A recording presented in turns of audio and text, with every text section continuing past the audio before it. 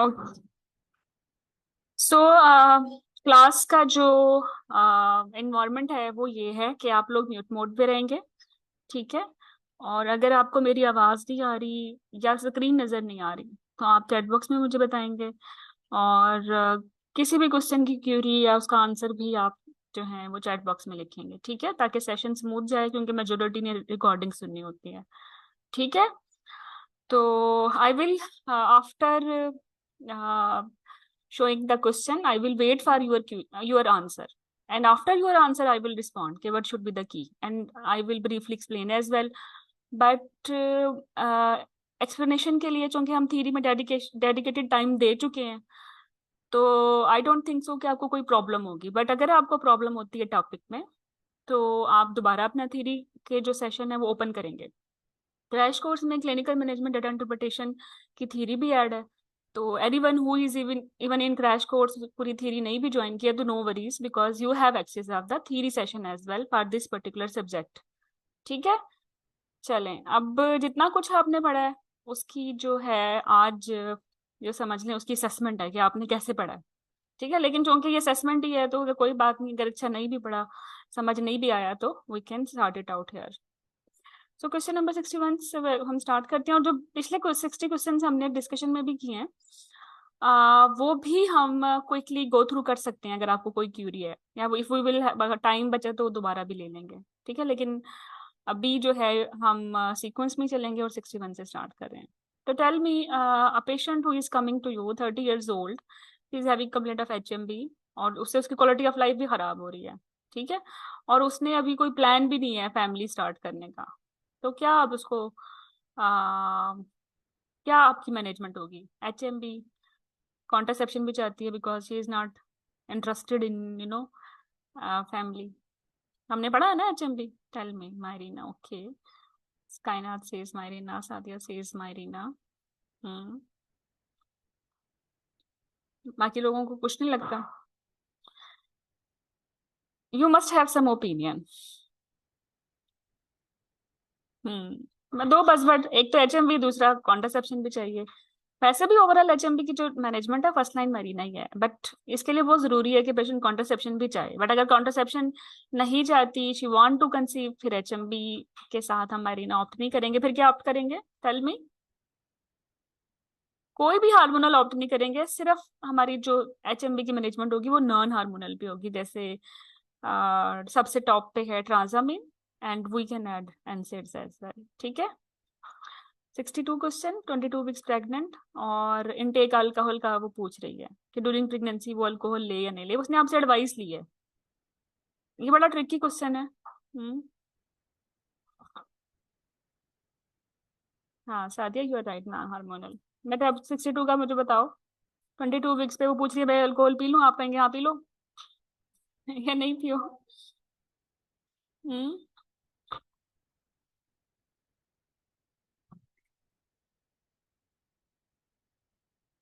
Actually आपने overall तो उसको कहना पीना ही नहीं है आपने। She should not take alcohol at all. ठीक है, this is a good advice. हाँ, अगर वो लेना चाहती है तो फिर सर्टेन लिमिट्स है। हम्म। अच्छा, जो जो मेल के लिए है, without like when they are planning pregnancy, different range है। फीमेल के लिए डिफरेंट रेंज है, इनसाइड प्रेगनेंसी डिफरेंट रेंज है। ठीक है। Overall inside pregnancy 1 to 2 units per week होते हैं for a pregnant patient, female patient. लेकिन इसकी जो है इसके जो बजवर्ड है वो डिफरेंट हो सकते हैं कि अभी प्रेग्नेंट है या नहीं। ठीक है। और या अभी प्री कंसेप्शन टाइम पे है, और according to the gender as well. ठीक है, इसका आपको एक कार्ड मिलेगा अच्छा सा। तो एडवाइस तो आपने यही बोलनी है, she should not take at all. एक टॉपिक से नेक्स्ट क्वेश्चन के पेशेंट ब्लीडिंग थी होम, फिर आपके पास आई, ब्लीडिंग कंट्रोल्ड है, और आपको लगता है कि कंप्लीट मिसकैरेज है, क्योंकि ब्लीडिंग के बाद ना उसको अब सिम्टम्स सारे रिजॉल्व हो गए हैं। तो आप उसे क्या बोलेंगे if you are thinking it's a complete miscarriage. और बेसिकली आप कब सोचेंगे कंप्लीट मिसकैरेज, जब आपके पास दो स्कैन्स हो, एक में इंटरटेन प्रेगनेंसी साबित हो और दूसरे पे वो ना हो। वरना एक सिंगल स्कैन पे कंप्लीट मिसकैरेज हम नहीं कभी भी डायग्नोस करते, बट आपने कर लिया बिकॉज आपका सस्पिशन इन दो स्कैन्स पे ही बनता है। अब हमने फॉरवर्ड मूव करना है कि फर्दर क्या करना है। ऑप्शन ए बी सी, चलें बताएं। सो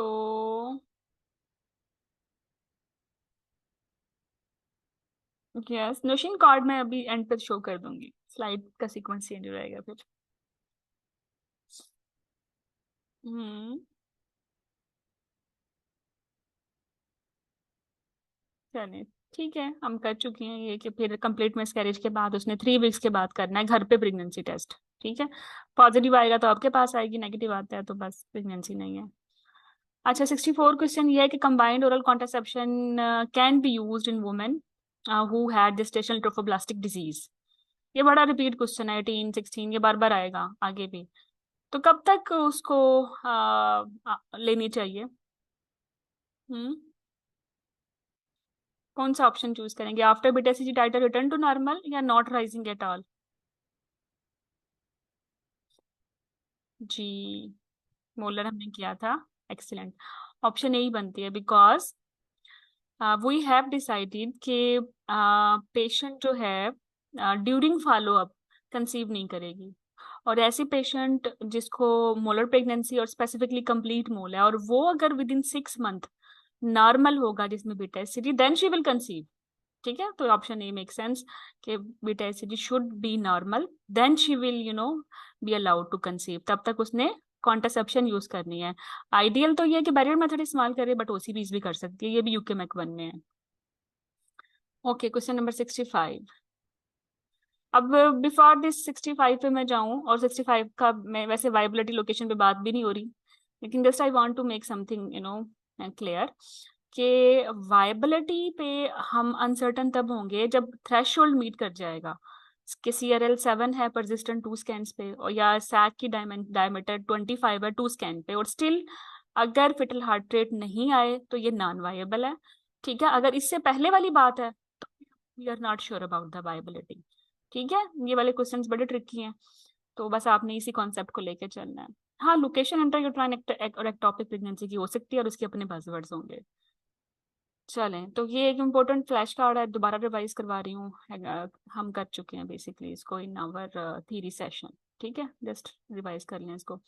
अच्छा, आप मुझे ये बताओ, एक पेशेंट के मल्टीपल फाइब्राइड्स थे जिसकी वजह से इसकी हो गई है हिस्टेक्टमी। ठीक है, उससे पहले वो ले रही थी यूलिप्रेसलेसिटेट। ठीक है, तो आप उसको क्या कहेंगे, which additional contraception you will advise?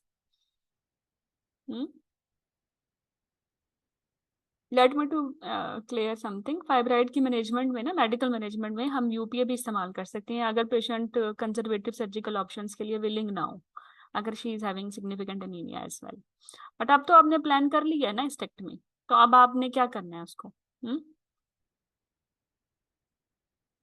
Yes, ideal की बना लें, मेरे पास सारी ऑप्शंस नहीं है, बट एनीवे आपने ना जब तक हिस्टेक्टमी हो नहीं जाती ना, आपने पेशेंट को ना कॉन्ट्रासेप्शन पे रखना है। और ट्राई करें बिफोर हिस्टेक्टमी हम पेशेंट को कोई हार्मोन्स ना दें, और अगर ओसीपीस पे भी है वो भी आपने 4 वीक्स पहले 4 वीक्स पहले किसी भी मेजर सर्जरी से पहले बंद करने होते हैं। बल्कि जबकि प्रोजेस्टेरॉन ओनली पिल्स को हम टिल डे ऑफ सर्जरी जो है वो चला भी सकते हैं। तो इट ये क्वेश्चन जो है ना चेंज भी हो सकता है, डिपेंड ऑन द ऑप्शन। ठीक है, तो कोई ऑप्शन ही नहीं थी और कैंडिडेट्स को सिर्फ यही याद था कि बैरियर कॉन्ट्रासेप्शन ही एक सेंसिबल या की ऑफ एक्सक्लूजन थी, तो उन्होंने इसलिए इसको चूज कर लिया। ठीक है, बट मेक श्योर कि जब भी आप यूट्रस पे कोई सर्जरी करें कि वो उससे पहले पेशेंट प्रेग्नेंट ना हो। ठीक है, ये पेशेंट के सेफ्टी फीचर्स में आता है, मेडिको लीगल केसेस में आता है। तो how you will avoid pregnancy? HSG करते हुए तो हम करते ही ओवुलेशन से पहले है ना, डे 26 पे हमने ये भी क्वेश्चन किया था। और हिस्टेक्टमी से पहले भी हम मेक श्योर करते हैं कि यूट्रस के अंदर कुछ ना हो, तो इन दी फॉर्म ऑफ कॉन्ट्रासेप्शन कुछ ना कुछ तो देना ही है। ठीक है, और नॉन हार्मोनल हार्मोनल से बेहतर होता है। फिर हम चलते हैं 66 क्वेश्चन पे। ओके, ओसीपी की हाँ 4 वीक्स बिफोर काइना 4 weeks before any major surgery OCP should be stop, क्योंकि ओसीपी में टेंडेंसी होती है थ्रोम्बोएम्बोलिज्म की, और मेजर सर्जरी में भी होती है, तो फिर इसलिए बंद कर दें। आइडियली एचआरटी भी बंद करनी है 4 वीक्स की फार। ठीक है। अच्छा, बेगान हो रही है। आप ये खुद पढ़ें और मुझे बताएं, सीटी से क्या करना चाहिए, सीटी स्कैन करवा ले पेशेंट पोस्टमार्टम।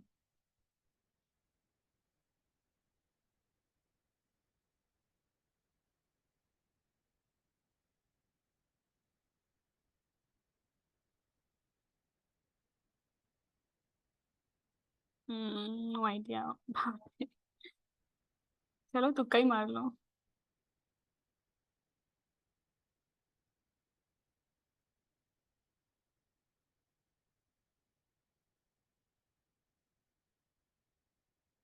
हम्म। चलो तुक्का भी ठीक ही है वैसे ऑलमोस्ट। हाँ।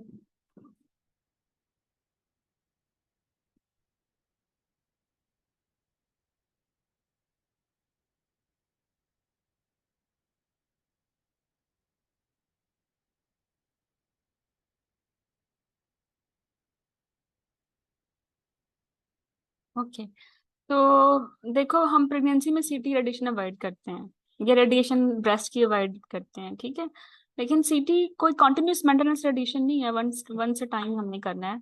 अगर इंडिकेटेड है तो हम अवॉइड नहीं करेंगे, ठीक है, और नॉर्मल ब्रेस्ट फीड करें, ठीक है। और सीटी से रेडिएशन कौन सा ब्लड में आ जाएंगे जो हम सैंपल लें 24 आवर के बाद, कौन सा वो खा रही है, तो ऑप्शन यही बनती है एक्सक्लूजन की। और पोस्टमार्टम हम कर सकते हैं, हम अवॉइड करते हैं radiation during pregnancy.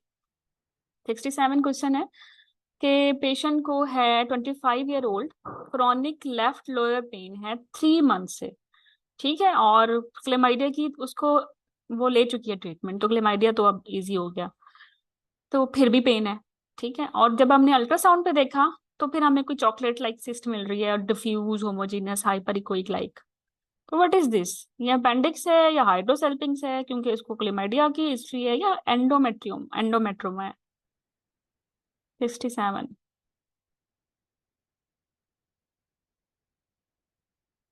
Safia recording तो मिलेगी, नो वरीज, हो रही है रिकॉर्डिंग। सी बनती है ना एंडोमेट्रियोमा चॉकलेट सिस्ट। ठीक है, इसका ये बजवर्ड आएगा। अब कोई वो चाहे तो आपको स्कैन भी दे देंगे, ठीक है।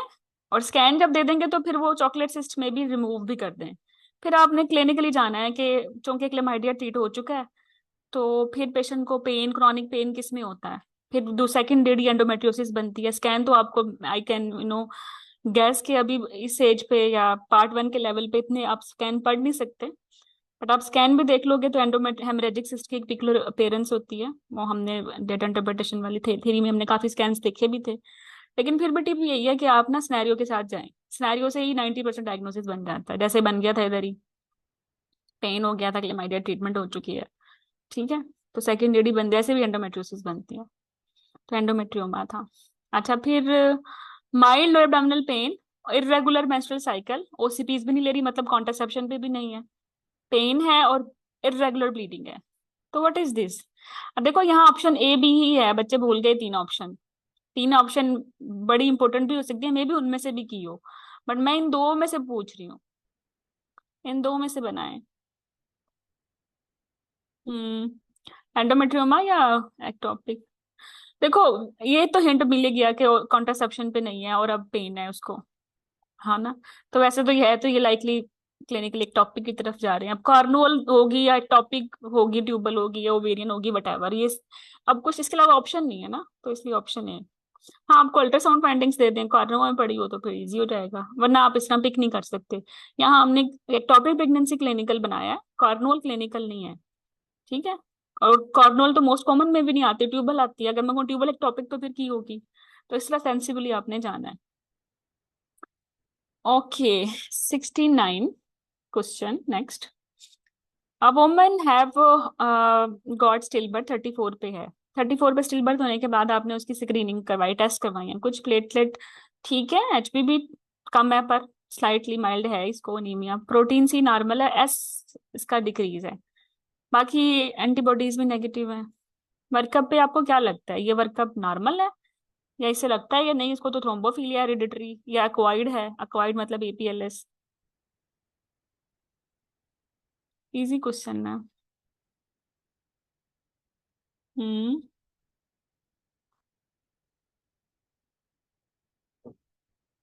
ओके। यस।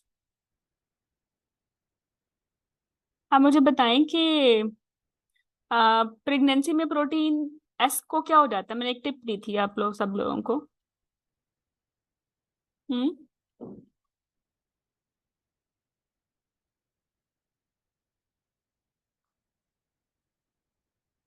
दी थी ना। चलो हम रिवाइज कर लेते हैं। तो अभी आने वाले क्वेश्चंस में नॉर्मल लैब्स भी आएंगी, आप ये भी आप ध्यान में रखिएगा, बट एनीवे हम तो देख रहे हैं नॉर्मल प्रेगनेंसी में क्या होता है। ठीक है। और यस हियर वी आर। हम्म। ठीक है। तो इसमें प्रोटीन एस डिक्रीज होती है, तो ये नॉर्मल प्रेगनेंसी की फाइंडिंग है। चलो नेक्स्ट क्वेश्चन।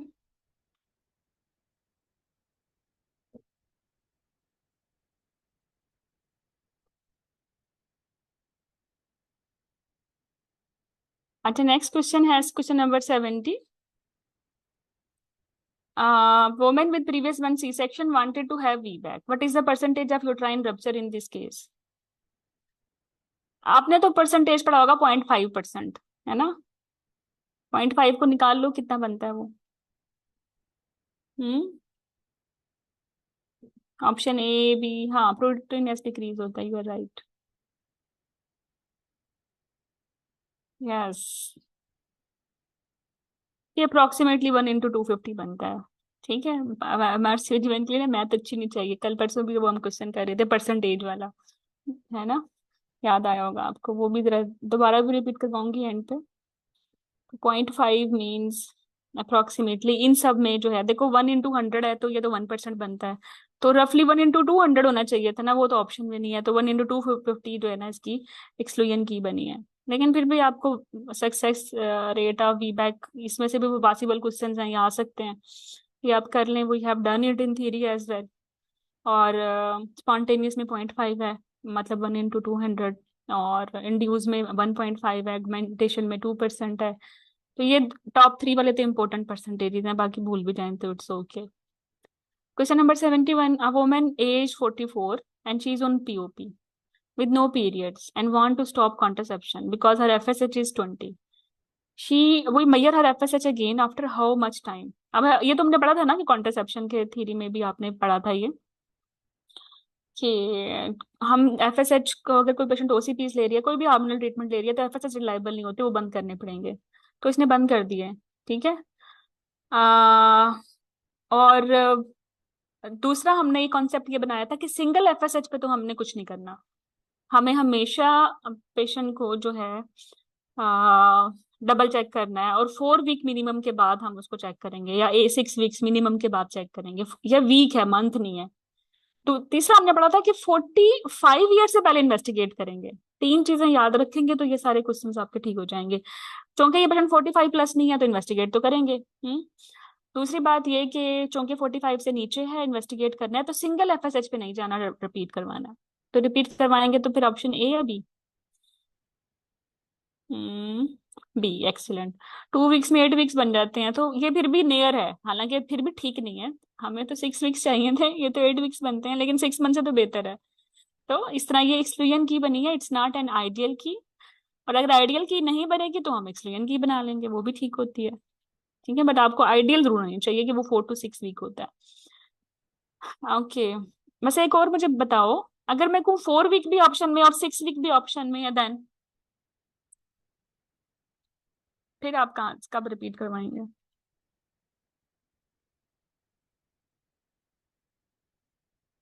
सफिया कायनात से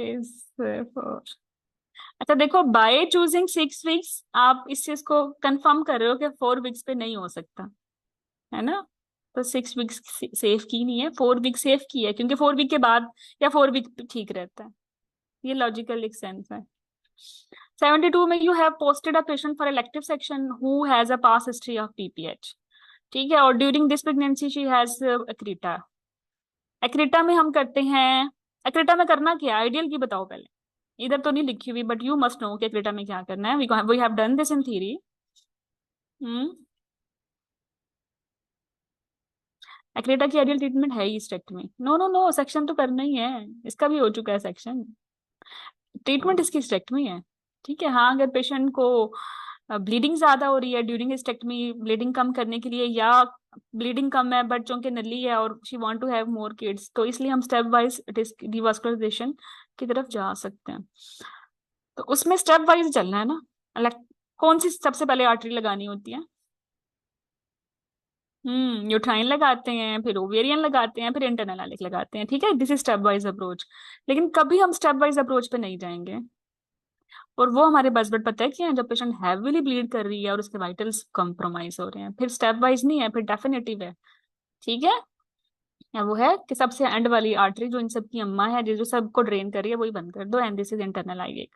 तो it can be C, it can be E, ठीक है। इन्होंने तो हमें पूछा ना प्रोफाइलेक्टिकली, तो हमें कोई इमरजेंसी नहीं है, तो हम ऑप्शन ई ही चूज करेंगे, ठीक है।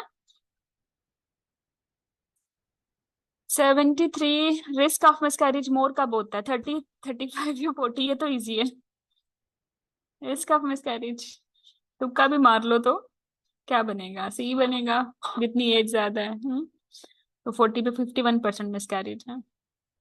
समटाइम वो पूछते हैं कि 40 ईयर पे हाईएस्ट रिस्क क्या है, मोलर का है, डाउन सिंड्रोम का, या मिसकैरेज का है? देखो डाउन सिंड्रोम तो 40 पे 1% है, मतलब 100 में से एक कम हो गया ना। हाँ, मोलर भी ओवरऑल कितना एज पे डिपेंड करती है, फर्स्ट टाइम भी रिकरेंस होगी तो चाहे मतलब 1 to 2% ही है, तो मैक्सिमम रिस्क मिसकैरेज का ही है।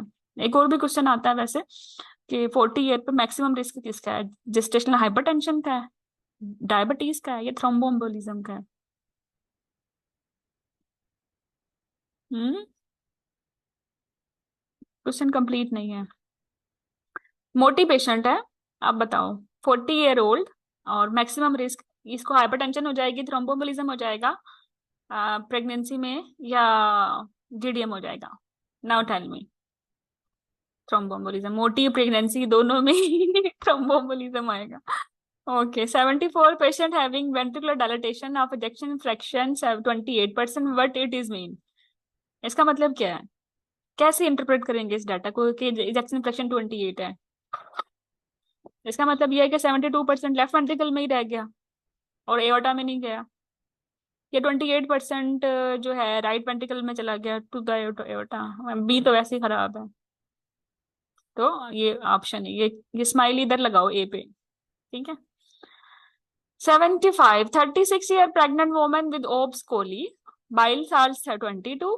अब मुझे ये बताओ कि बाइल साल्स 22 मिलीमोल हो तो ये ओब्स कोली कब डिलीवर करनी चाहिए ideally, as per your theory knowledge which we have recently done in data interpretation theory session. हमने टाइप किया था उस कोली को, 22 कौन से में बनते, 40 भी जाना होता है, एक्सीलेंट। तो क्या करें, देखो जो टर्मिनेशन है ना वो एक्चुअली बाइल साल्ट पे है, एएलटी पे है नहीं, हालांकि एएलटी पे 30 है और क्लिनिकली हम इसको टर्मिनेट ही करते हैं, टू बी वेरी फ्रैंक। लेकिन अब क्या करें, थ्योरी में तो उन्होंने लिमिट ही हमें एएलटी की उसकी दी है बाइल साल्ट की, तो हम एज पर बाइल साल्ट ही जाएंगे, ठीक है। चलो, और ये जो एएलटी इतना ज्यादा हाई है ना, ये कोरिलेट नहीं करता 22 बाइल साल्ट के साथ, तो इसको आपने रेफर करना है पैथोलॉजिस्ट के साथ मिलके, इसकी और कासेस ढूंढनी है। But anyway, 36 पे terminate treatment as outpatient, termination immediately, या inpatient, or further investigation. What is your key? A. Noshin says A. Safia क्या हुआ? But is please, क्यों लिखा है प्लीज, इसका क्या मतलब है? अच्छा, रिपीट कर दूं इसी को, देखो बाइल सेल्स, नहीं रिपीट नहीं करना, ये तो बड़ा इंपॉर्टेंट है।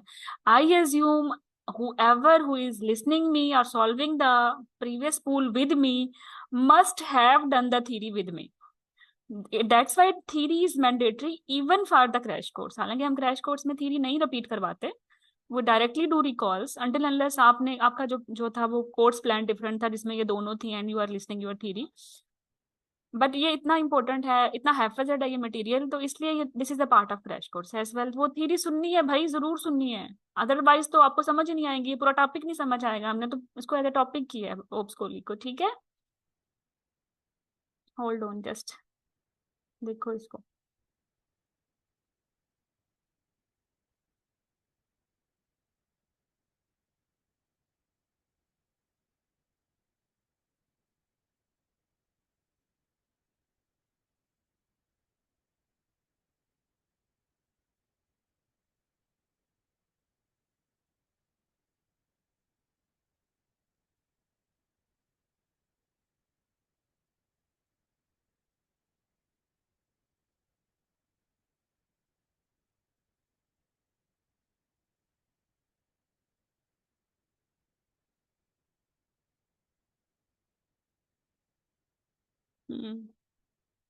यस, सी, ये सारी स्लाइड्स ना डेटा इंटरप्रिटेशन की थ्योरी की हैं। अगर आपने मिस भी कर दिया परेशान ना हो, आप सुन लीजिएगा बाद में, हाँ। और उसकी आप वो भी देख सकते हैं, ई नोट्स भी पढ़ सकते हैं। तो ये ओब्स कोहली का लिखा हुआ है इन्होंने कि माइल्ड एसीपी है, 22 है ना हमारी पेशेंट का, तो वो तो यहाँ फिरती है, उसको तो 40 वीक्स पे डिलीवर करना है। इस पेशेंट को क्या ख्याल है? तो इसमें से बताओ क्या की आनी चाहिए।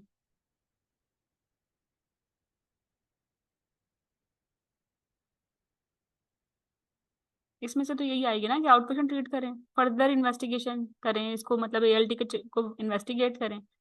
और हम्म तो यही बेहतर की है, ऑप्शन है, एग्री। मतलब शी नीड एडमिशन ना, सॉरी शी नीड इवेल्युएशन। और ये आउट पेशेंट भी हो सकता है, क्योंकि अभी तो कौन सा वो उसमें एएलटी 3300 की वजह से कोई डीआईसी में तो नहीं गई हुई, कोई एबनॉर्मल ब्लीडिंग सेंसोरियम कुछ भी नहीं है। तो we can manage as out patient. In patient का क्राइटेरिया बड़ा स्पेसिफिक होता है, जब आपको कुछ ना लगे पेशेंट में तो फिर आउट पेशेंट ही चूज कर लिया करो, अगर नहीं भी आता। 76 में आप बताएं कि एक पेशेंट की स्टेटमी के बाद ना आउटपुट है मॉर्निंग में 300, सब कुछ ठीक है लेकिन फिर भी यूरिया ज्यादा आ रहा है। क्या हो सकती है इसकी reason? If everything is okay, स्टेटमी में कोई मसला नहीं हुआ, अगर होता तो लिखते ना।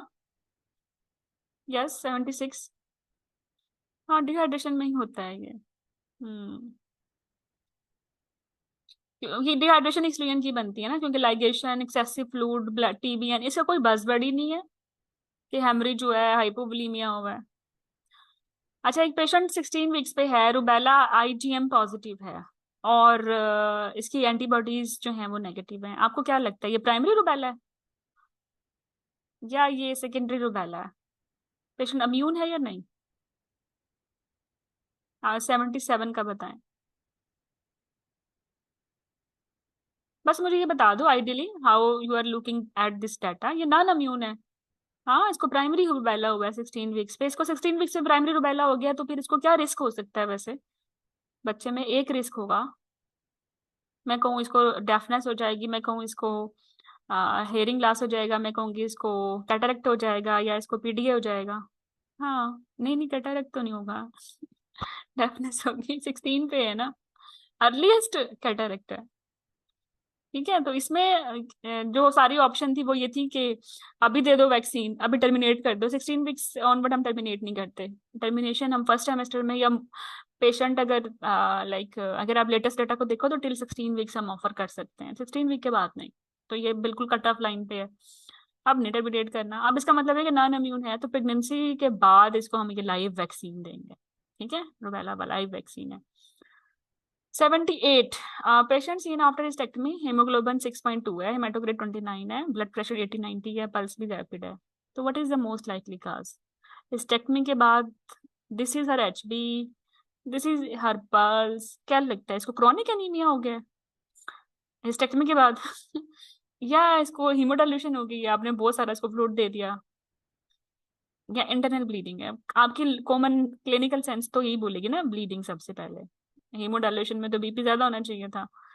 और ये क्रॉनिक एनीमिया कैसा, जो स्टेक्टमी के बाद सर्जरी के बाद हो गया? पहले से ही होता है, तो दिस इज इंटरनल ब्लीडिंग। हाँ, टैकीकार्डिक भी है। अच्छा, फिर 79 क्वेश्चन, अभी तक तो तुम लोग सेफ जोन में हो, मुझे लगता है। अच्छा अच्छा पढ़ लिया तुम लोगों ने। You people are very good. Clapping for all of you. कर लोगे तुम लोग क्लिनिकल मैनेजमेंट जैसे क्वेश्चंस, आई एम होपफुल। अच्छा, PPH after general delivery pharmaceutically सारी सब चीजें फेल हो गई, तो आपने क्या करना है जब सारी मेडिकल मैनेजमेंट फेल हो जाए पीपीएच की? टेल मी, क्या करते हैं? हम्म, रिवाइज करवाएं मुझे। सबसे पहले मुझे बताएं कि मेडिकल मैनेजमेंट है हमारे पास, एक तो इनिशियल मैनेजमेंट है, एक है मेडिकल, और एक है सर्जिकल। तो इनिशियल में सबसे पहले empty bladder, empty bladder before even massage. ये अभी जो है ना इंट्रापार्टम केयर, अभी सितंबर 29 सितंबर को आई है 2023 में, नाइस की। ठीक है, एम्प्टी ब्लैडर पहले है, फिर है मसाज। ठीक है, यूट्राइन मसाज, तो ये जरूर रखिएगा।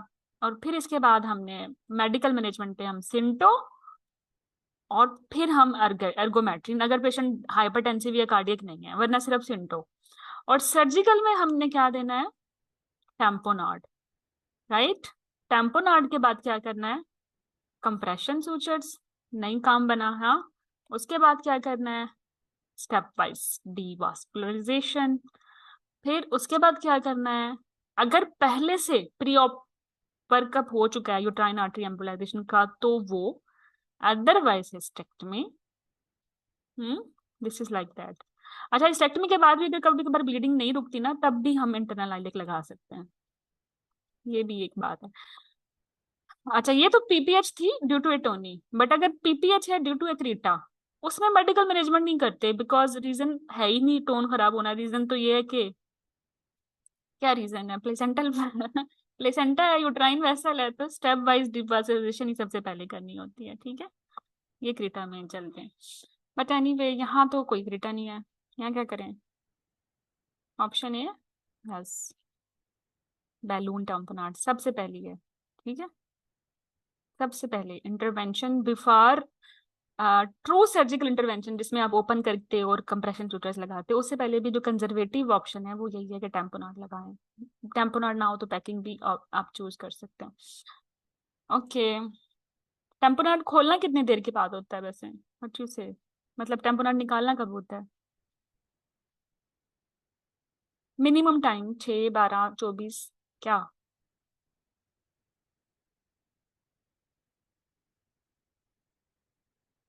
मिनिमम टाइम तो 24 नहीं है, इट्स 6 आवर, सफिया। और वो भी डे टाइम में निकालना है कि ब्लीड हो भी तो आप नेक्स्ट इंटरवेंशन करने के लिए हमारे पास सेटअप हो, एंटीबायोटिक कवर भी देंगे। 80 क्वेश्चन है। Early pregnancy with irregular cycle with vaginal bleeding, urine pregnancy test is positive, LMP 5 weeks back, CRL 6 mm की, सैक भी है, फोल भी है, बट विटल हार्ट रेट नहीं है। Now tell me what is where you are you sure she is non viable या uncertain viability, and you can wait? हाँ, बिकॉज अभी सीआरएल 6 का है ना, 7 तक तो हमने इसको, हमें पता ही नहीं। मे बी जब ये 6.5 की होता, by then fetal heart rate, it's too early to terminate, we should follow. तो option C make sense, repeat the scan after minimum interval 7 weeks, 7 days। Okay. अच्छा, क्वेश्चन नंबर 81 है। At the end of the surgery you notice an area of burn near the attach diathermy. वैसे ये biophysics के question है, doctor Maria ने ये अलग से करानी है, ईसीजी और डायथर्मी, तो दिल छोटा नहीं करना। ये पता नहीं क्यों आ गया, इधर आ ही गया तो अब कर ही लेते हैं। डायथर्मी प्लेट से वो बर्न हो गया, तो हमने वैसे जब थीरी की थी, लेट सपोज इन्होंने नहीं भी की, इट्स ओके। टेल मी, क्या अब लगता है कि क्यों बर्न हो जाता है, और बर्न किस किस्म की डायथर्मी में होता है? बाइपोलर में या मोनोपोलर्स में? मोनोपोलर्स में, एक्सीलेंट। और मोनोपोलर्स में बिकॉज रीजन क्या होती है? Plate not being securely स्क्योर्ड properly, और इस एरिया पे जो डेंसिटी थी वो स्मॉल एरिया पे हाई हो गई थी। ठीक है, that is the main reason. Anyway, many questions are coming from biophysics, और उसमें से लेजर में से, तो ये ऐसे ही आ गया इधर। अच्छा, बायोफिजिक्स में ना कुछ क्वेश्चंस ऐसे हैं जो ओवरलैप होंगे, आपको लगेगा नहीं तो डेटा के हैं, बट वो बायोफिजिक्स के हैं। मे बी एबीजीज आपको लगे कि मैडम ने कम कराई है शायद डेटा में, वो बायोकेमिस्ट्री में बनती है ज्यादा। ठीक है, तो at the end of the day सारे क्वेश्चन ही कवर होंगे, no worries. Couple with primary subfertility और 12 मंथ से they are trying to conceive, तो सीमन को एनालिसिस करना है। सॉरी, ये तो मैंने नहीं लिखना चाहिए था, बट एनीवे हम चलते हैं। यस, हाँ, अब मैंने इसको छोड़ दी। अब यस 82 मुझे बताएं कि ये डाटा ठीक है। जो अब आप खुद रिकॉल करो कि नॉर्मल सीमेंट पैरामीटर्स में वॉल्यूम कितना था, 1.2, ये तो 2.5 है, ठीक है, मतलब कम ना हो ज्यादा हो तो ठीक है। पीएच भी ठीक है। कंसंट्रेशन पर एमएल 32 थी। हमने तो कितनी की थी, हमने तो कहा था 15 मिलियन होनी चाहिए पर एमएल। मॉर्फोलॉजी हमने 4 कहा था, ये 5 है, तो ये भी ओके हो गई। मोर्टेलिटी तो हमने कहा था 32 हो और टोटल 40 हो, तो ये तो 60 है। लिक्विफिकेशन टाइम भी 30 होना चाहिए, वो भी ठीक है, तो एवरीथिंग इज राइट ना। ओके, कम ना हो ज्यादा में कोई मसला दिक्कत नहीं है। तो this is a, we have correctly interpreted this data and this is option A, normal. ठीक है। 83 में ये जो क्वेश्चन है ना 83 का, ये पुराने पूल का है, इसलिए आपको ये चीजें मिल रही हैं। तो आप कोई बात नहीं, आप मुझे नए पूल से बता दें, ठीक है, मैं वो भी खोल लूंगी। नई सिटी से बता दें। यस, आप थोड़ा टाइम लो, उसको पढ़ो और मुझे बताओ, जब तक मैं वो निकालती हूँ।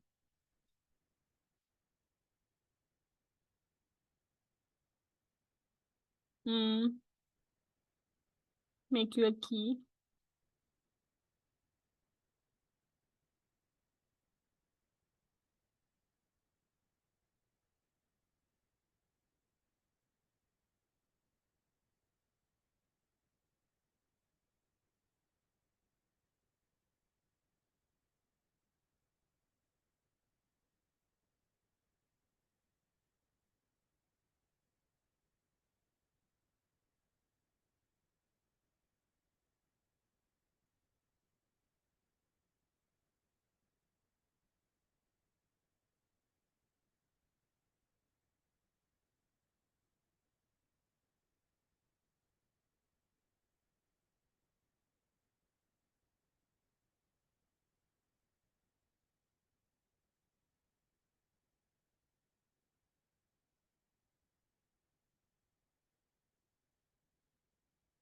चलिए थोड़ा सा क्विकली इसको सीटीजी को देख लेते हैं।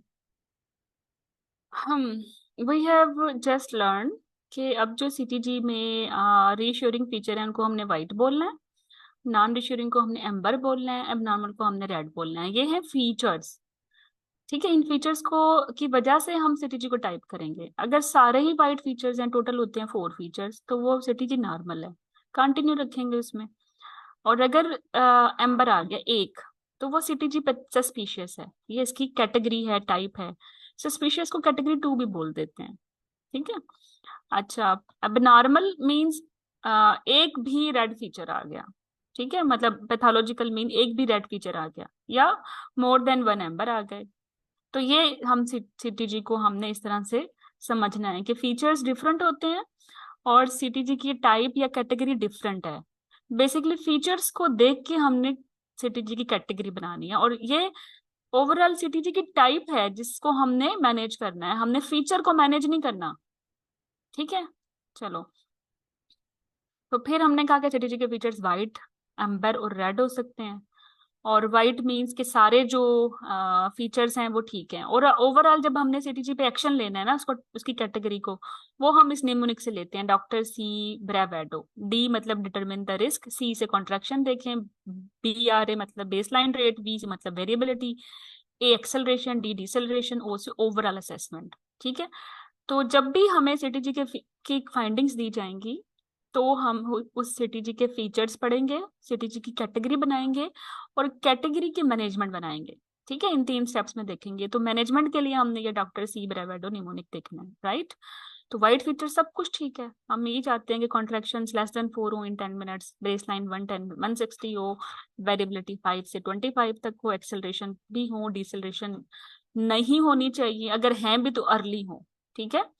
हाँ हैं भी तो अर्ली हो, और अगर वेरिएबल हैं तो वो टिपिकल हो, एटिपिकल ना हो, उनके साथ कोई कंसर्निंग फीचर्स ना हो, ठीक है।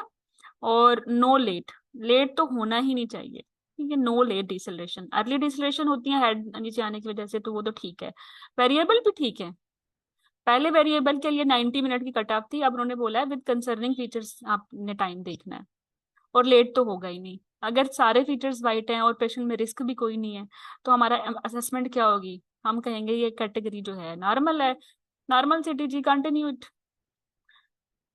कंसर्निंग फीचर्स वेरिएबल डिसेल्स में ही तब होते हैं, या एटिपिकल फीचर्स तब होते हैं जब जो ये डिसल्टेशंस हैं इसमें से कोई एक भी लंबी हो जाए 60 सेकेंड तक, शोल्डरिंग ना हो, ठीक है, या रिड्यूस्ड बेस लाइन वेरिएबिलिटी आ जाए, या वो failure to return to the baseline, जिस बेस लाइन से वो आई थी नीचे उस पर दोबारा ना जाए, इसको कहते हैं बाईफेजिक शेप।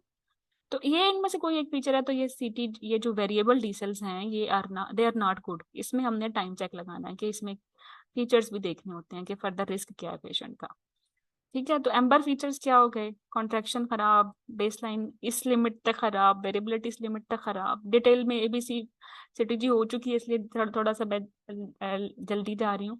अब यहाँ आगे एम्बर फीचर में वेरिएबल डीसेल विद कंसर्न्स, ठीक है, 30 मिनट, ठीक है।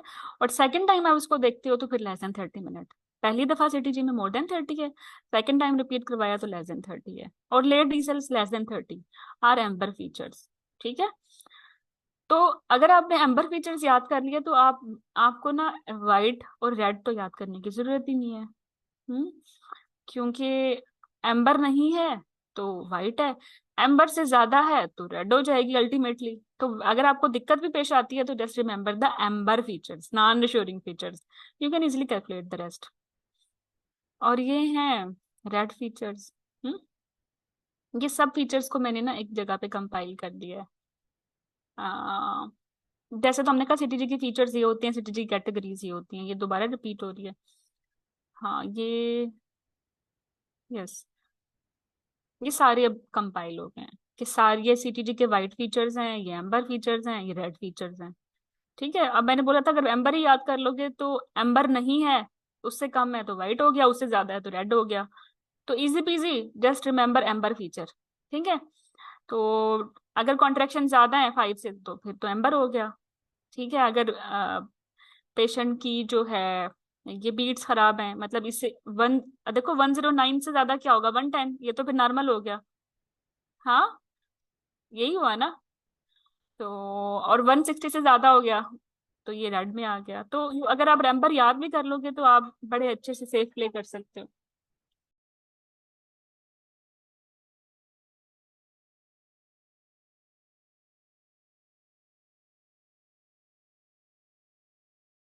ओके, चलो अब ये वाली सीटीजी याद रखोगे ना तो इजी हो जाएगा, ठीक है। अच्छा, जब भी आपके पास आती है सस्पिशियस सीटीजी तो आपने फिटल स्कैल्प स्टिमुलेशन करनी है, और अगर रिवर्सिबल काजेज हैं तो उनको रिवर्ट करें, नहीं रहता तो फिर आप कंसल्टेंट ओपिनियन लें और डिसाइड करें, एक्सपेडाइट करें, ठीक है।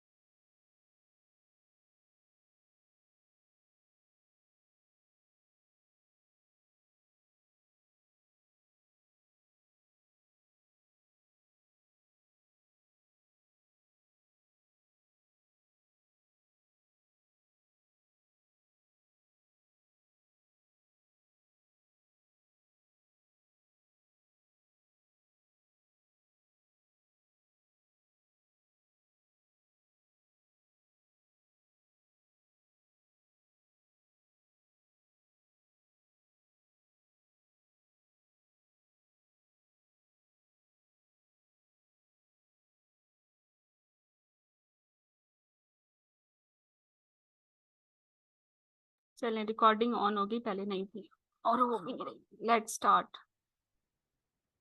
तो हेयर वी वर के हमने सीटीजी को इंटरप्रेट कैसे करना था, according to the CTG 2022 guideline. इस सीटीजी में कोई दिक्कत नहीं है, तो आवर की इज ए। ठीक है, because all features are white.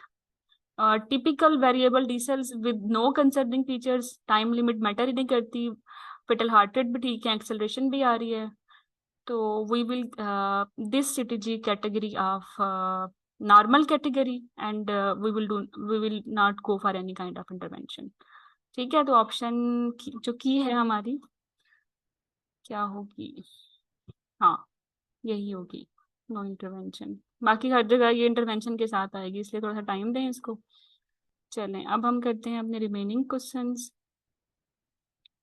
तो हियर वी वर, हमने कर लिया था, ये भी कर लिया था।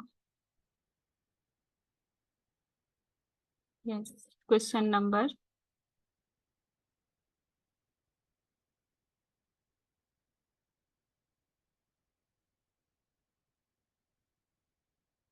हम्म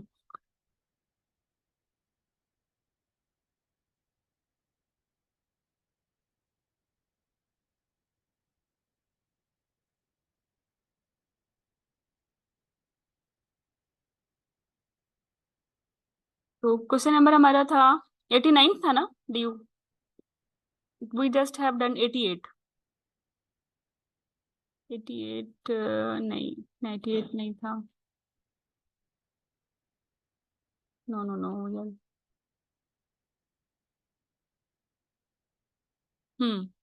83 था। We are starting from 84।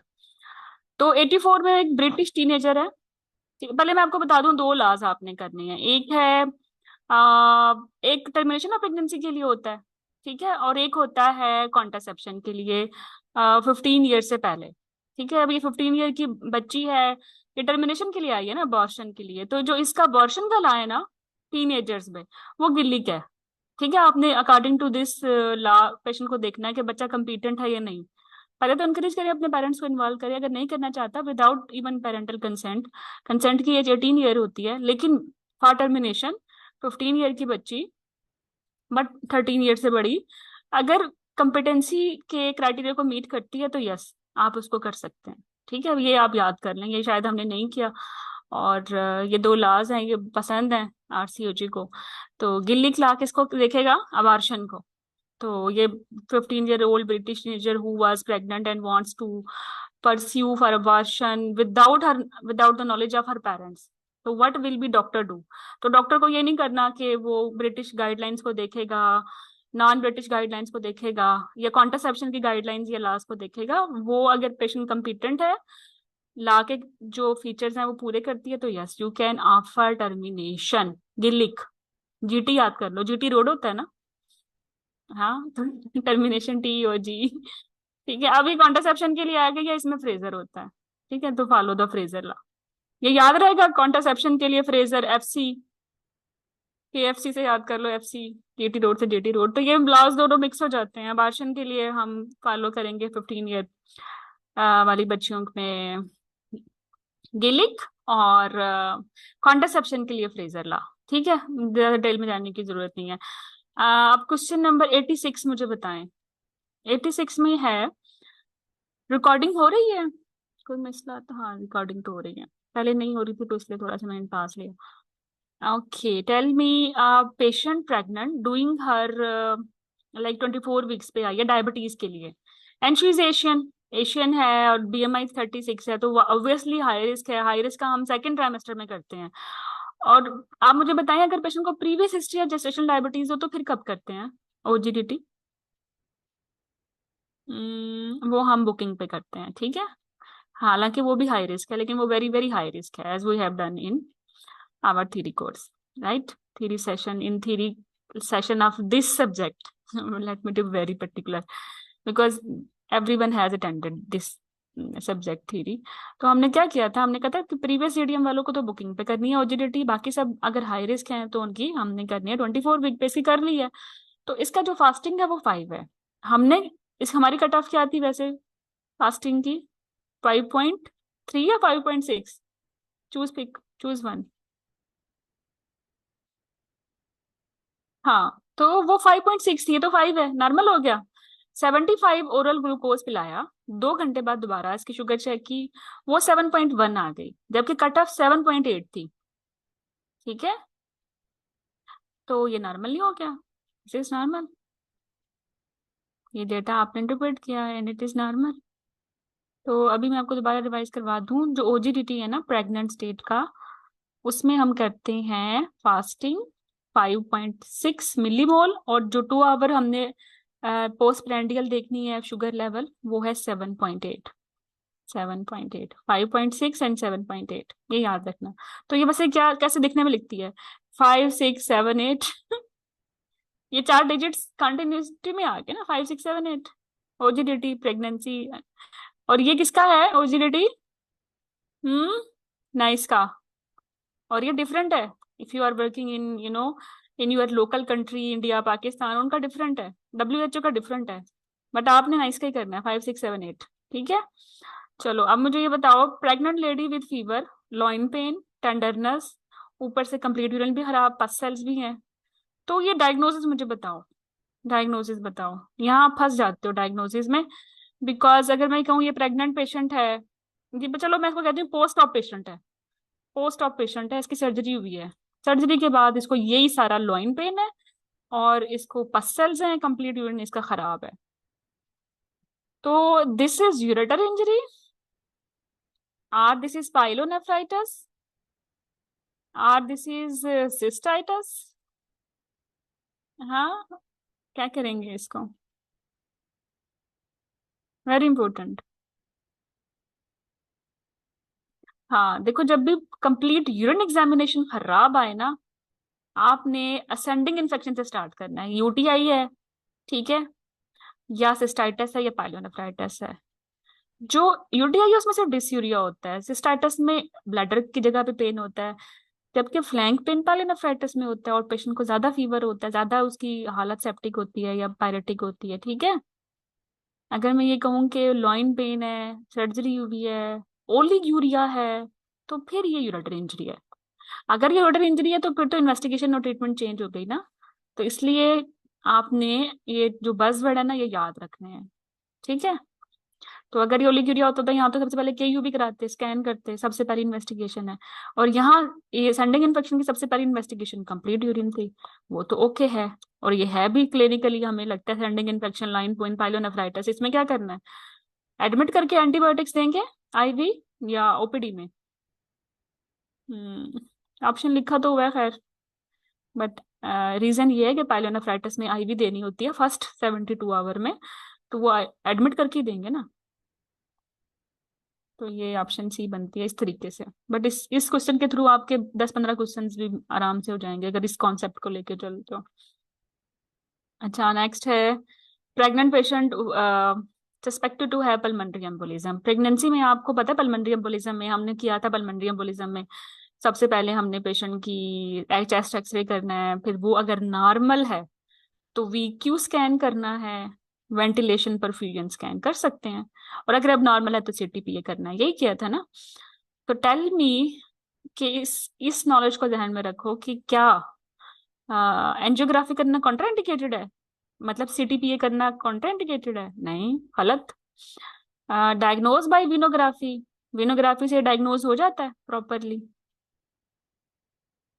Hmm, yes it can be, B को तरह रख लेते हैं। डायग्नोज बाय ईसीजी, ईसीजी पे डायग्नोज नहीं होता, ये नॉन स्पेसिफिक है, कुछ 20% लोगों में इसकी फाइंडिंग्स आती हैं। नहीं, डायग्नोज बाय एफडीपी, प्रेगनेंसी में तो वैसे ही एफडीपी ज्यादा होते हैं, इस पे भी नहीं होता। तो ए, सी, डी तो वैसे ही खराब है। ऑप्शन ए है ventilation scan should be done, ventilation scan हम कर सकते हैं, ये थोड़ी सेफ ऑप्शन है। देखो डायग्नोसिस तो विनोग्राफी पे नहीं बनता, डायग्नोसिस इसका जो क्लियरली बनता है, जो इसका गोल्ड स्टैंडर्ड टेस्ट है, वो सीटीपी है। तो इन सब में देख के क्या लगता है, बी और ई में देख के चलो बताओ क्या लगता है।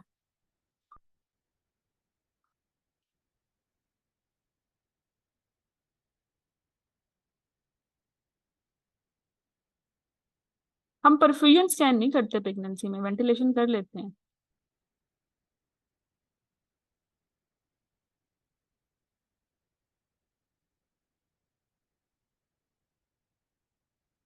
Kainat says E. Perfume.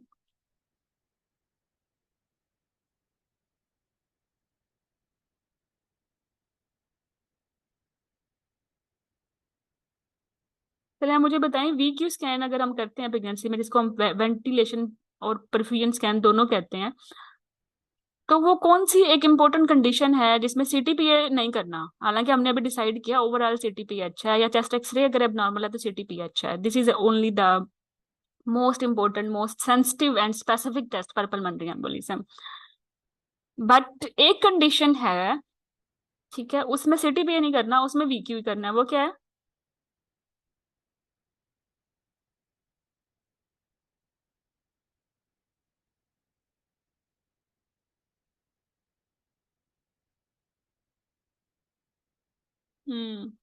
Breast cancer की पेशेंट की सिग्निफिकेंट हिस्ट्री हो ना, फिर नहीं करना।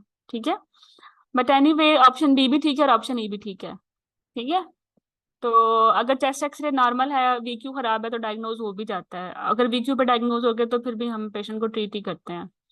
तो it is very difficult for me कि मैं बी और ई में से क्या चूज करूं। और बिकॉज वीनोग्राफी में ही वेंटिलेशन स्कैन आता है, but why only ventilation scan, why not perfusion? Because अगर हमने करना है तो हम दोनों भी कर सकते हैं। ऑल्दो डेंजरस तो है, लेकिन फिर भी कर तो सकते हैं।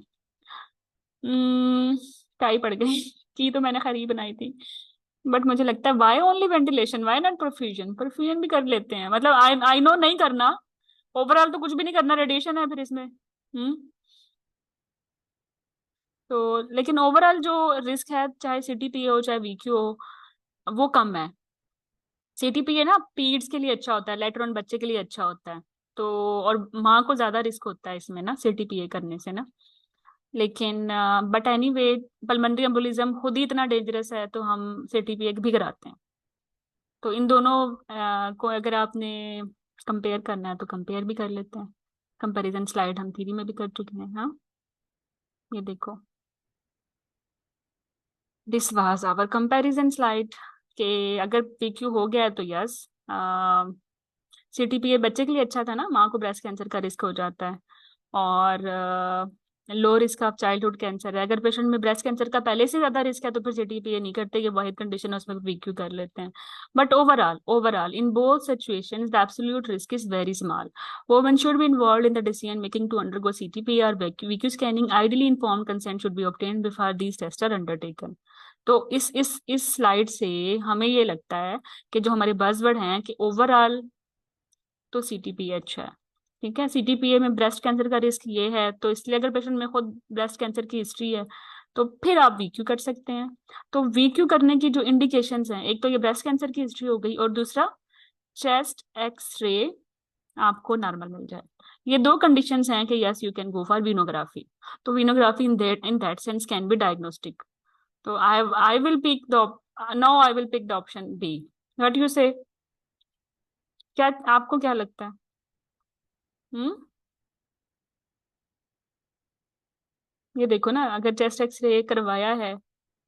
अच्छा, एक और मजे की बात बताऊं, अगर पेशेंट को पल्मोनरी एम्बोलिज्म है और उसकी कोई भी यूनिलेटरल लेग स्वॉलन है, तो फिर आपने ना CT कराना, JTP कराना, ना टेस्ट वो कराना VQ, आपने डुप्लेक्स कराना है। सोर्स ढूंढे, अगर ये DVT लेग की है तो फिर 100% ये यहीं से गया है एम्बोलिज्म टेस्ट में, ट्रीट करें बस फिर। ठीक है, तो सस्पिशन ऑफ DVT है तो बस फिर तो कंप्रेशन डुप्लेक्स कराना है, बट नहीं है ना, तो फिर आपने चेस्ट एक्सरे कराना है स्टेप वाइज। अगर वो पेशेंट का नॉर्मल है तो फिर VQ, या प्रीवियस हिस्ट्री या सेल्फ हिस्ट्री है कैंसर की तो फिर VQ क्या है? Ventilation perfusion scan. तो yes we can go in pregnancy में भी और परप्यूरियम में भी, दोनों में। ठीक है, चलो तो अभी हमें क्या करना चाहिए, इस स्माइली को उठा के इधर ले आए। ठीक है, ये ज्यादा बेहतर लग रही है। चलो, हैप्पी?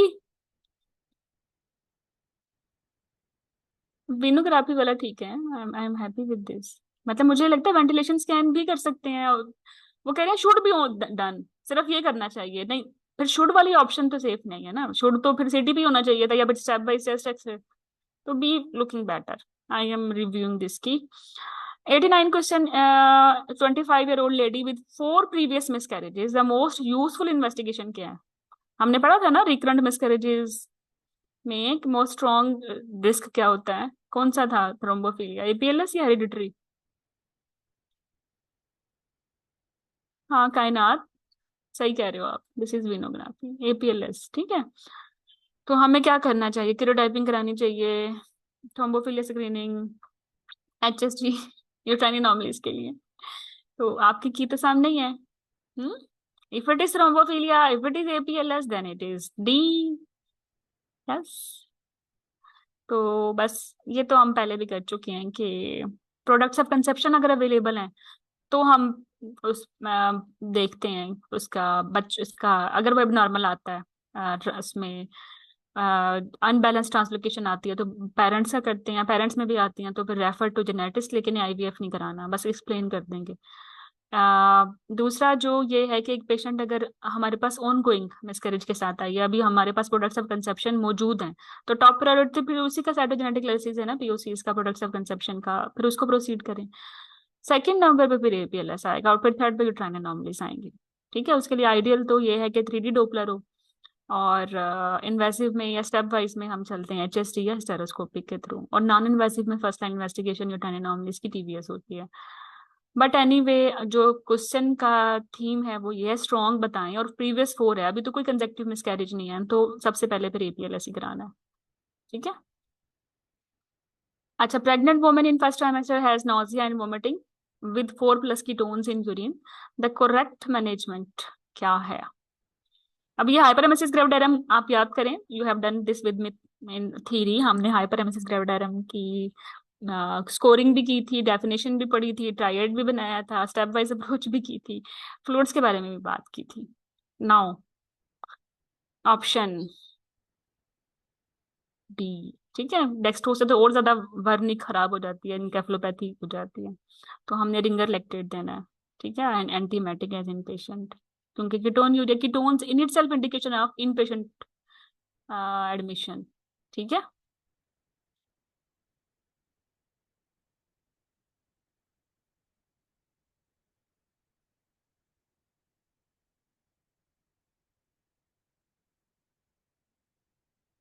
एक मिनट।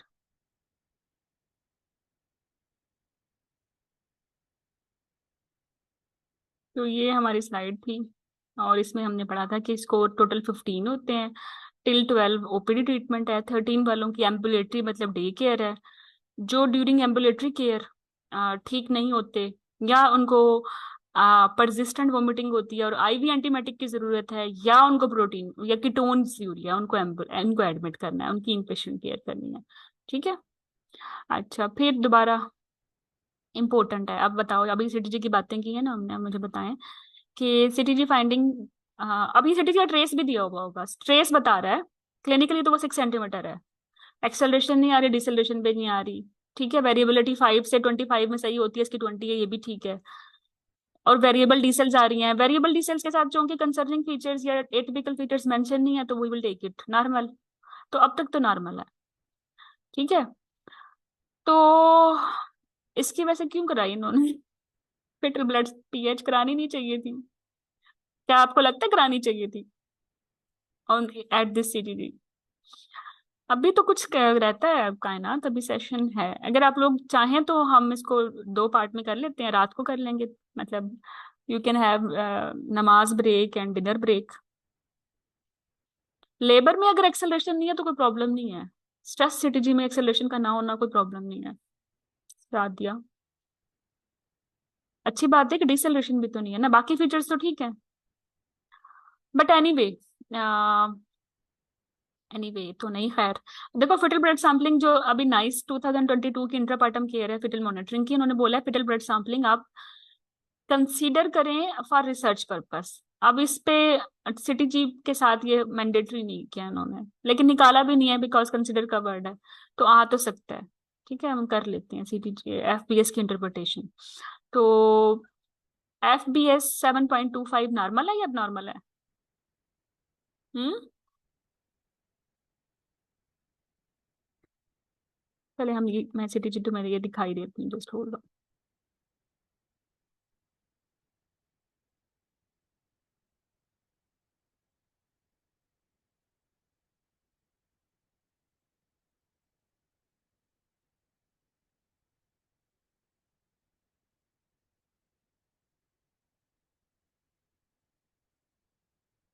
ऐसे है ये, ऐसे। ठीक है, सीटीजी हम कब करते हैं, सॉरी, अब जो नॉर्मल सीटीजी है उस पे कुछ नहीं करना, सस्पिशियस सीटीजी पे हम कराते हैं फीटल अकाउस्टिक स्टिमुलेशन, और पैथोलॉजिकल सीटीजी पे हम कंसल्टेंट रिव्यू कराते हैं, डिलीवरी को एक्सपेडाइट करते हैं, नहीं हो सकती तो सेक्शन करते हैं। और कोई भी अक्यूट फीचर है जैसे अक्यूट ब्रैडिकार्डिया है, उस पे तो फिर हमने देखना है कि उसको उसको इमीडिएट डिलीवरी करनी है, अगर रिवर्सिबल काजेज एड्रेस नहीं होते। ठीक है। हाँ, तो सीटीजी अगर खराब है, आपने कर ही ली है, लाइक फेटल स्कैल्प स्टिमुलेशन, और उस पे एक्सेलरेशन नहीं आ रही और सस्पिशियस सीटीजी है, तो yes, fetal blood sampling you can consider. अब यहाँ जो चेंज है ना वो ये है कि earlier it was recommended here, but after 2022 it you can consider. तो यस, कर तो ली है ना, करने के बाद आप इसको इंटरप्रेट करें। अब आपने पीएच सिर्फ नहीं देखनी, आपने लैक्टेट भी देखना है, दोनों का कंपैरिजन है। ठीक है, तो ये कंपैरिजन है, तो पीएच 7.2 और अबव नॉर्मल है, तो अगर इफ एवरीथिंग इज ओके तो फिर आप इसको रिपीट 60 मिनट्स के बाद कराते हैं, बॉर्डर लाइन है तो 30 मिनट के बाद, अगर खराब है अब नॉर्मल तो डायरेक्ट डिलीवरी। ये लैक्टेट के साथ 4.5 है नॉर्मल, बॉर्डर लाइन 4.2 और 4.8 है, और अब नॉर्मल 4.9 है। ये याद कर लें पैरामीटर्स, जैसे लैक्टेट और को इंटरप्रेट करके इंटरवेंशन की है वैसे पीएच की है। तो नॉर्मल पे 60 मिनट के बाद रिपीट करवाएं, बॉर्डर लाइन पे 30 मिनट के बाद, और अब नॉर्मल पे दोनों में आपने बस कंसल्टेंट को इन्वॉल्व करना है और डिलीवर करना है। ठीक है। यहाँ एक और भी बात है इम्पोर्टेंट, कि अगर पेशेंट ऐसे स्टेशन पे है जिसपे इंस्ट्रूमेंटल डिलीवरी और सेक्शन दोनों हो सकता है, तो फिर आपने क्या करना है। हम्म। तो अगर मिड कैविटी पे है तो आप फिटल ब्लड सैंपलिंग करेंगे, अगर मिड कैविटी से नीचे है मतलब +1 से नीचे है तो फिर डायरेक्ट इंस्ट्रूमेंटल डिलीवरी करेंगे, वो भी फोर्सेप्स से। क्लियर है ये बात। मैं I can give this slide ample time, क्योंकि लेबर सीटीजी से जो रिकॉर्ड है एग्जाम का 3-4 क्वेश्चन आते हैं। चलो दोबारा शुरू करते हैं। वही है, हमने कहा हमने तो करनी है हाई रिस्क पेशेंट की कंटिन्यूस सीटीजी। कंटिन्यूस सीटीजी के दौरान हमने 4 फीचर्स देखने हैं, मतलब बेसलाइन क्या है, एक्सेलरेशन आ रही है, डिसेलरेशन आ रही है, और वेरिएबिलिटी क्या है। और सारों को हमें पता है नॉर्मल है तो ये सारी वाइट है, तो ये CTG all white, all white, तो it's mean CTG okay normal. Normal में कुछ भी नहीं करना, हाँ। बट कोई एक भी एम्बर है, एम्बर हम याद कर लेंगे, ठीक है। कोई एक भी एम्बर है तो सीटीजी है सस्पिशियस। अगर सीटीजी सस्पिशियस है तो हमने फिटल स्कैल्प स्टिमुलेशन करा, फिटल अकाउस्टिक स्टिमुलेशन करानी है। अगर अकाउस्टिक स्टिमुलेशन पे ठीक हो जाती है तो फिर नॉर्मल, नहीं होती तो yes, here we can consider fetal blood sampling. Fetal blood sampling हमने की, फिटल ब्लड सैंपलिंग में हमें जो है बॉर्डर लाइन आ जाते हैं रिजल्ट्स, लैक्टेट के या पीएच के। तो इस पे हमने क्या करना है, अगर सीटीजी उतनी ही खराब है जिसपे सीटीजी की थी वैसे ही खराब रहती है, ना ठीक होती ना मजीद वर्सन होती, तो 30 मिनट के बाद हम फिटल ब्लड सैंपलिंग दोबारा रिपीट करवा रहे हैं। ठीक है। लेकिन हमने ये देखना है कि स्टेशन क्या है, स्टेशन क्या है, स्टेशन भी जहन में रखना है। स्टेशन की इंपॉर्टेंस है, वो कब आएगी जब एबनॉर्मल सीटीजी होगी। एबनॉर्मल सीटीजी में तो अपनी अक्यूट अर्जेंट लेना है ना इंटरवेंशन, डू एंड डाई है, पेशेंट के बच्चे के पास तो अक्यूट एसिडीमिया, टाइम ही नहीं है, या तो सेक्शन करोगे या फिर डिलीवर करो इंस्ट्रूमेंटल डिलीवरी। अब देखो अगर क्रैश सेक्शन भी करते हो ना तब भी 30 मिनट लगते हैं, कैटेगरी 1 सेक्शन के भी 30 मिनट लगते हैं, इंस्ट्रूमेंटल डिलीवरी करने में तो 5 मिनट भी नहीं लगने। तो अच्छा क्विकेस्ट रूट तो इंस्ट्रूमेंटल डिलीवरी अगर आप कर सकते हो। और करने से मुराद ये है कि जो +2 के स्टेशन है उनमें ज्यादा क्विक अच्छी तरह हो जाती है। ठीक है। तो अब नॉर्मल सीटीजी पे तो डायरेक्टली क्विक एक्शन लें, अगर बॉर्डर लाइन है और स्टेशन +2 पे है तब भी आप आराम से जा सकते हैं। ठीक है, इंस्ट्रूमेंटल डिलीवरी पे। बट ये क्वेश्चंस इस तरह के पार्ट 1 में ज्यादा आते नहीं है, ये पार्ट 2 के क्वेश्चंस होते हैं, और वो पार्ट 2 वालों के लिए भी ये हेडेक ही होता है कि what they should do, either they should deliver directly or they should repeat the fetal blood sampling। But जो आप लोगों ने हिंट है ना वो ये देखना है कि स्टेशन क्या है। अगर इजी डिलीवरी है तो फिर रिपीट रिपीट ना खेलने पे डिलीवर करें। अगर इजी डिलीवरी नहीं है एंड जो आपका फेटल ब्लड सैंपलिंग है, it can change your management obviously. Mid cavity पे डिफिकल्ट डिलीवरी होती है, थिएटर में करना होता है ये डिलीवर। अगर रिपीट एफबीएस करा के एफबीएस ठीक हो जाता है तो फिर तो आप डिलीवर नहीं करोगे, फिर तो नॉर्मल टाइम ऑफ डिलीवरी देखोगे जो कि मल्टी और प्राइमरी में अपने हिसाब से है। तो यहाँ डिसीजन चेंज हो जाता है। ठीक है, चलो, ओके। तो ये पीएच था, तो अभी हमने ये स्लाइड उठाई। हम्म, इस स्लाइड को उठाया और हम ले जाते हैं अपनी स्लाइड पे, वेयर वी वर जनवरी 2022 पे तो नहीं आए अभी।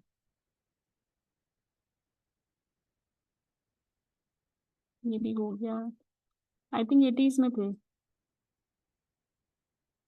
No no no. We were here, यहाँ थे ना।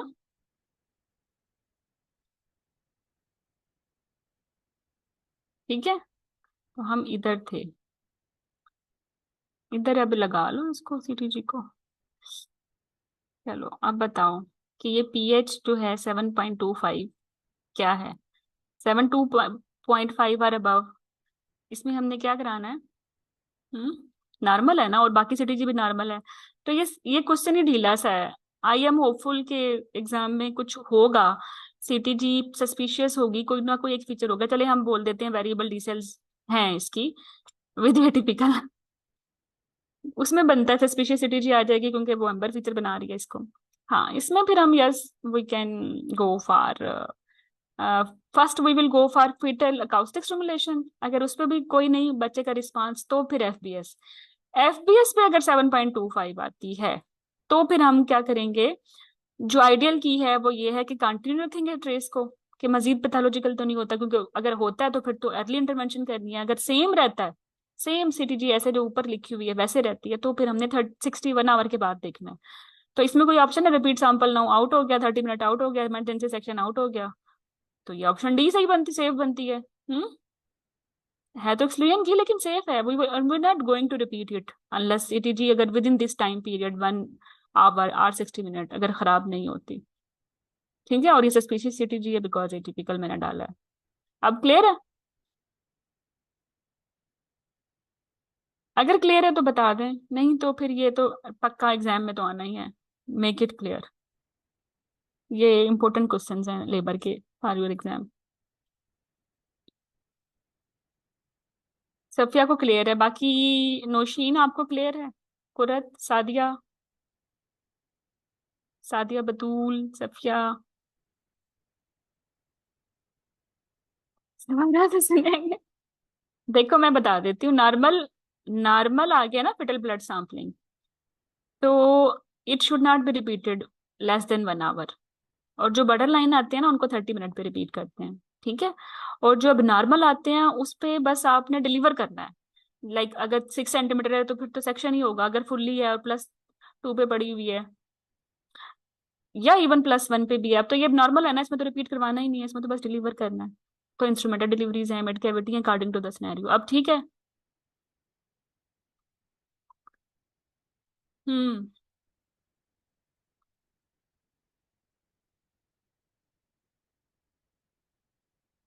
ओके।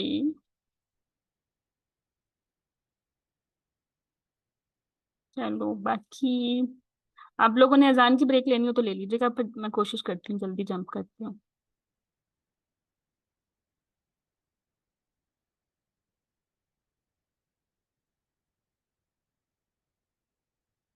ओके, नेक्स्ट क्वेश्चन है, patient came with right iliac fossa pain, left adnexal mass, beta SG 850, what will be the next step? Yes, diagnosis बनाएं पहले तो। नमाज break अभी 100 करके ले लेते हैं, मैं चुटकी में कराती हूँ 8 क्वेश्चन। डायग्नोसिस क्या है? एडिनेक्सल मैस, ऊपर से पेन हो रहा है, और बेटा से जी भी प्रेगनेंसी रेंज का है, तो ये लग रहा है टॉपिक ही है। हम्म, अब स्कैन हो चुका है, स्कैन बता रहा है कि सिर्फ एडिनेक्सल मैस है, इंट्रायूट्राइन मैस पे तो कमेंट ही नहीं किया, बेटा है भी नहीं। अब चूंकि स्कैन हो चुका है तो नेक्स्ट स्कैन के बाद क्या है? बेटा सी जी। बेटा सी जी कब रिपीट करवाना है? 48 आवर के बाद। अब चूंकि वाइटल्स ठीक है तो इसलिए इमरजेंसी लेप्रोटमी की भी जरूरत नहीं है विदाउट कंफर्मेशन ऑफ डायग्नोसिस, तो 48 आवर इसमें इज आवर की। Clear, easy. अच्छा 93। अब मुझे बस ये देख लो जल्दी से, है ये एंडो का क्वेश्चन वैसे ना, चलो यही कर लेते हैं। एडिसन और कुशिंग में क्या फर्क होता है? एडिसन जो होता है ना, उसमें एड्रिनल काम नहीं करता और कुशिंग में ज्यादा काम करता है। ठीक है, तो एडिसन वाले पतले होंगे, वेट लॉस होगा, मेंस्ट्रुअल प्रॉब्लम तो खैर दोनों में होती है, लेकिन इनमें हाइपोग्लाइसीमिया होता है और इनका पोटेशियम ज्यादा होता है और इनका कैल्शियम भी ज्यादा होता है, इनमें हाइपोटेंशन होती है। इसका उल्टा कर लो तो फिर वो कुशिंग बन जाता है। अब ये पेशेंट है, डायबिटिक है, इसको अस्थमा था, ठीक है, और इसका शुगर कम हो गया और पोटेशियम भी कम हो गया। अब ये डीके है। अब एक्चुअली ये वो बेढंगा सा क्वेश्चन था और मुझे लगा कि जब है तो ये रिकॉल, तो मैं एंडो में जाके तुम लोग कंफ्यूज हो जाओगे, तो इसलिए मैंने इसको यही ले लिया कि इसको फिर भी इट्स डुएबल। पता है क्यों डुएबल है? क्योंकि डीके में तो आरबीएस ज्यादा होता है, ज्यादा हाइपरग्लाइसीमिया होता है ना, तो इट्स एडिशन देन, क्योंकि एडिशन में कम होता है। वैसे ये क्वेश्चन इतना अच्छा स्टैंडर्ड नहीं है, ठीक है, तो फिर भी एक्सेप्ट आपकी जो एक्सक्लूजन कीज बन जाती हैं अगर थोड़ा बहुत भी आपको पता हो एडिशन क्या होता है। ठीक है, जनवरी 2022 में 40% पेशेंट पीसीओएस में हाइपर प्रोलेक्टिनिमियास होता है। क्यों होता है? वाई? ये इसलिए होता है कि एस्ट्राडायोल इनमें ज्यादा होता है, ये इसलिए ये होता है कि ये मेडिसिन लेती हैं डोपामिन। हम देते हैं पीसीओ वालों को डोपामिन, व्हाट यू से? पीसीओ की ट्रीटमेंट तो डिपेंड करता है, पेशेंट सिर्फ अपने साइकिल प्रॉब्लम्स के लिए या हिस्टोरिज्म के लिए है तो हम ओसीपीसी देते हैं, और अगर नहीं करना, अगर प्रॉब्लम इसकी इनफर्टिलिटी है तो इंडक्शन करते हैं क्लोमिफेन सिट्रेट से। डोपामिन तो कभी नहीं देते, क्योंकि होता ही नॉर्मल, मतलब पीसीओएस के साथ प्रोलैक्टिन ज्यादा होता है, लेकिन पीसीओएस मोस्ट कॉमन काज नहीं है प्रोलैक्टिन ज्यादा होने की, वो हाइपोथायराइडिज्म है। ठीक है, तो ऑप्शन ए ही बनती है नेक्स्ट रीजन की। क्या ख्याल है? नहीं यार, बी किसके बोल रहे हो तुम लोग? ईस्ट्राडायोल ज्यादा होता है ना पीसीओएस में, क्योंकि प्रोजेस्टेरॉन तो आएगा नहीं, ओव्यूलेशन तो होती नहीं है, ज्यादा होता है ना इनका ईस्ट्राडायोल। सफिया, एक्सक्लूजन की भी यही बनती है, दिस इज ई। ठीक है, और ये कोई इतना आसान काम नहीं एक्सक्लूजन की बनाना। एक्सक्लूजन की तभी बनेगी जब पता होगा पीसीओएस में ईस्ट्राडायोल ज्यादा होता है, पीसीओ में तो सीसी देंगे या फिर ओसीपीज देंगे, डोपामिन ही देंगे, तब जाके बनती है एक्सक्लूजन की। वैसे आसान काम नहीं है बनाना, but let's move forward. Crohn's disease inflammatory bowel disease है ना, इसमें पेशेंट में नंबनेस आ रही है, मतलब पेरिफेरल सेंसेशन लॉस हो रही है, और विद एमसीवी 122। कौन सा ऐसा मैक्रोसिटिक एनीमिया है जो पेरिफेरल न्यूरोपैथी कराता है और जो एब्जॉर्ब नहीं होता बाउल से? हम्म, कितने सारे hints हैं? D, B12। Okay, you people are right. 95। आ, आपने ओसीपीज दी हैं 4 वीक्स पोस्टमार्टम, दे सकते हैं 21 के बाद, अगर पेशेंट ब्रेस्ट फीड नहीं करा रहा 21 डेज के बाद दे सकते हैं, ठीक है, हम नहीं करा रही ब्रेस्ट फीड। तो how long should additional contraception be used? 7 days, 14 days, 21, 28 या always used? आप कॉन्ट्रासेप्शन का लेक्चर सुनना नहीं है ना, तो सुन लीजिएगा मेरा, ये आपके उसमें है, डेटा इंटरप्रिटेशन में है ना। चलो अब बताओ मुझे।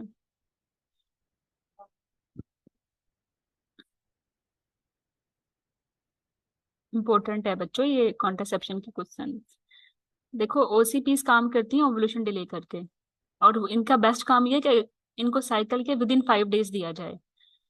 तो अगर इस हिसाब से भी देखें 21 डे से पहले स्टार्ट करते तो फिर हमें एडिशनल कॉन्ट्रासेप्शन की जरूरत ही नहीं थी।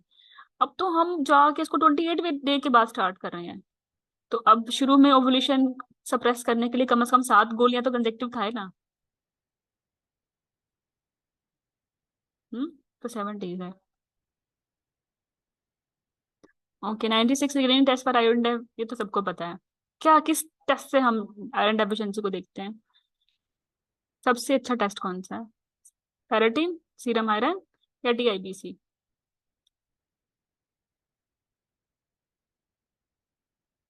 Ferritin, excellent. ये आपका हमेशा हर दफा पेपर में आता है, ये इतना इंपॉर्टेंट क्वेश्चन है।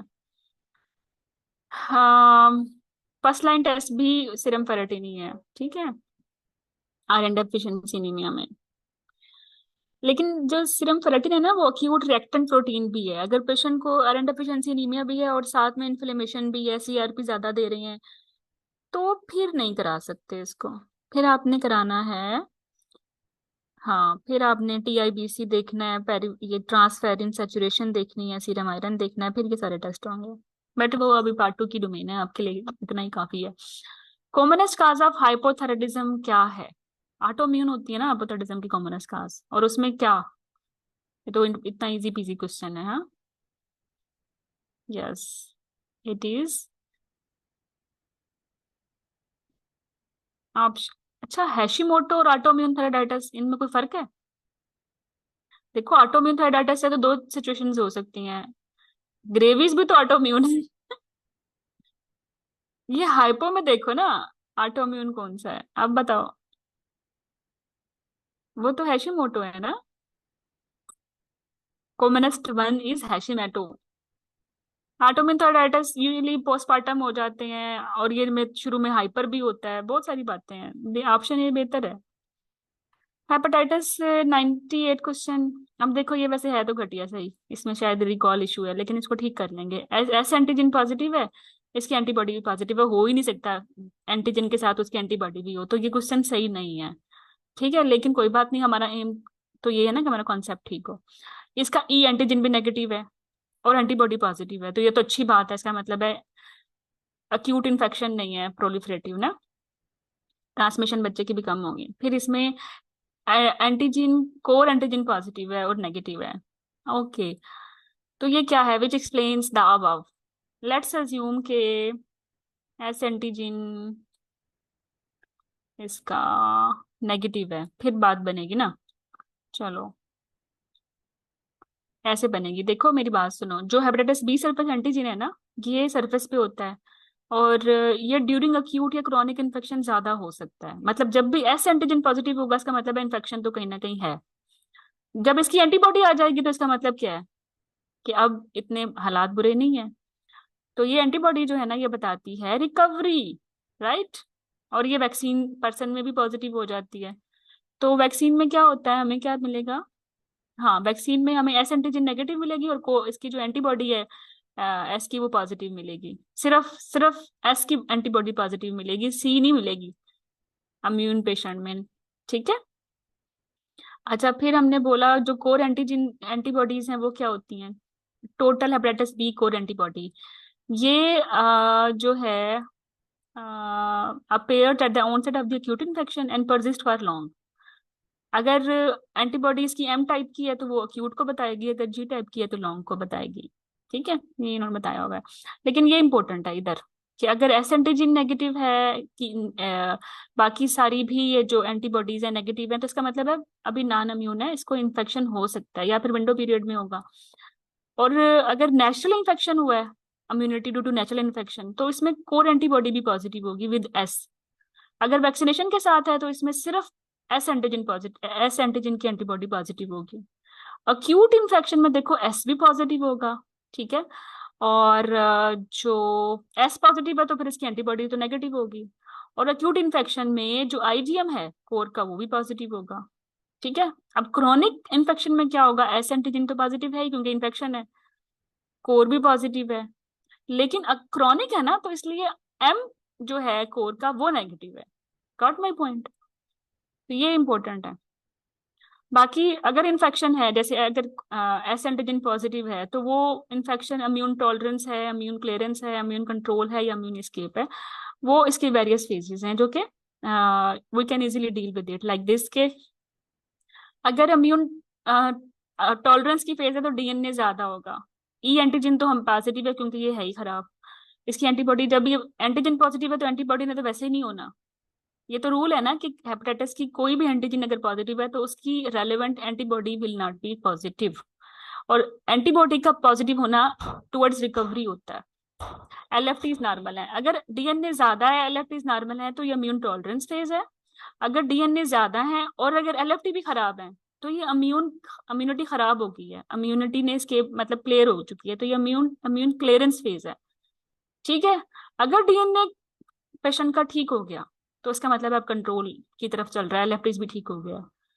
और फिर क्या होता है, फिर अगेन डीएनए खराब, ठीक है, और abnormal again, but immune escape में भी हाई है और एबनॉर्मल है, और यहाँ भी इम्यून क्लियरेंस में भी हाई और एबनॉर्मल है। तो फिर तो मतलब आपको मुश्किल हो जाएगा ये जानना कि इम्यून क्लियरेंस है या इम्यून एस्केप है। तो रिमेम्बर, इम्यून एस्केप में ई की एंटीबॉडी पॉजिटिव होती है, जबकि इम्यून क्लियरेंस में ई एंटीजन पॉजिटिव होता है। ठीक है, चलो। अच्छा, फिर एक और क्वेश्चन है कि लेडी विद जनरलाइज फटीक है, नॉन प्रेग्नेंट है, उसके एलएफटीज भी खराब हैं, और बिलीरुबिन इसकी जो है ना विद इन नॉर्मल रेंज है, और इसकी एएलपी ज्यादा है, एएलपी। वो हमने किया था ना एक डायग्नोसिस सिनेरियो, आप याद करें।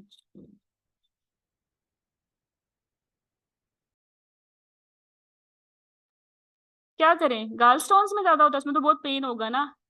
हेपेटाइटिस में एएलटी जो होते हैं ना, वो बहुत ज्यादा होते हैं, ये नॉर्मल रेंज में है, वो भी आउट हो गया। नॉन अल्कोहलिक में भी एएलटी बहुत ज्यादा होते हैं, इसमें भी ज्यादा होते हैं। ओनली अगर हम कहें कि एएलपी ज्यादा है तो ले दे के विटामिन डी डेफिशिएंसी बचती है। ठीक है, और इसमें फटीकनेस भी आ रही है, वो जो कि विटामिन डी डेफिशिएंसी में होती है, मतलब क्रोनिक और लैब दोनों विटामिन डी डेफिशिएंसी को लेके चल रही है।